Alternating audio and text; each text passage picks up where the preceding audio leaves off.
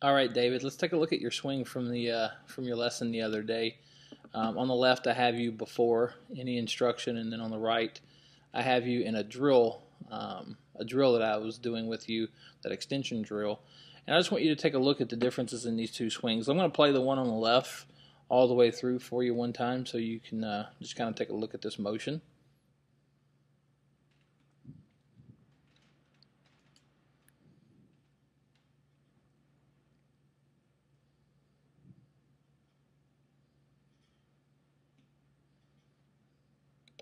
All right, so let's take a look at this kind of frame by frame here.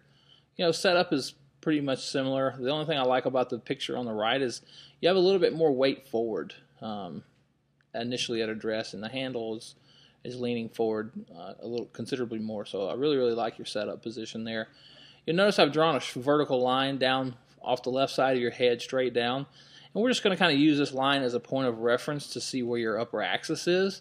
And to see if there's any movement away from the ball. So as you take the club away here on the left, you'll notice lower body's pretty quiet, pretty stable, but the upper body is not side bending and side tilting.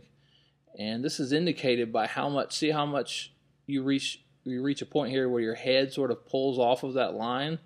Well, your upper axis is moving backwards away from the target, and this is going to bring those low point issues into play here. This is where you're going to strike the ground before the ball. So even though your lower body stayed centered, you had great leg action, right knee straightening, left knee flexing. You've got this big line, this big angle going up your spine here because your upper torso did not side tilt or side bend. Okay, now we worked on that a little bit for a few minutes just doing this drill. This extension drill where I have you feeling a side tilt, extending your spine in the backswing, and then a tucking your tailbone and extending your spine on the follow through here. Take a look at the backswing position here on the right, and this is the drill. It's much better. So you can already see the left shoulder working down more and your upper torso side tilting more. So your axis is more intact. Look, your head is still on that line or the pole that we talked about, and your upper and lower center have stayed put. Therefore, you've got control over your low point much better here on the right. As you start down on the left, because that low point moved back, we've now got to bring all that weight back to the left. And notice how that doesn't occur. Your hips are not pushing forward. They're not sliding forward. All you're really doing is straightening your left knee. If you take a look here.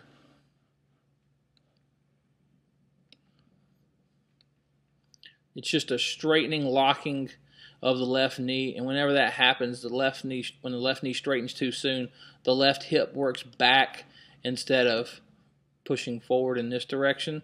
The left hip works back, and the wrist angles dump. So notice how we just throw. Let me get this off the screen. Notice how we're just dumping our wrist angles here. That's that flipping that we talked about. Okay, and that is happening because the lower center is not pushing forward. Your brain is seeking a way to shallow your angle of attack so that you don't stick the club in the ground behind the ball, and that's where the flip comes into play. You can really see how pronounced it is right here. But on the right, you do a much better job. I'm sorry, let me go back and put that line back on there.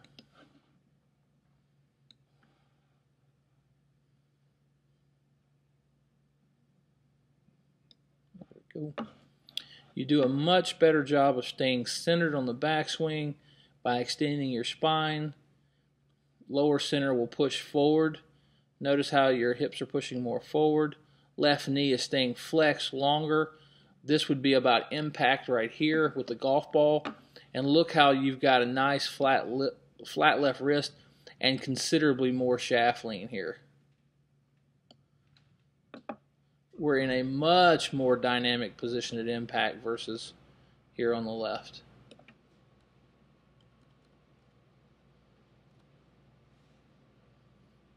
Handles more forward. Weight's more on the left side. Left knee is still flexed. Tremendously better position here. And then watch how, notice how it impacts your right arm is still bent here, which is how it should be. But watch through impact as your arms continue to straighten. Beautiful. Look at that. We got the right arm flying wedge still intact. But here on the left, we're flipped. The right hand is taken over. The left wrist is breaking down. The left elbow is bending and moving behind, sort of behind your torso. Versus here on the right. Tremendously more extension here. I mean, this is about as good a golf swing as I've ever seen you make. Right there to your finish.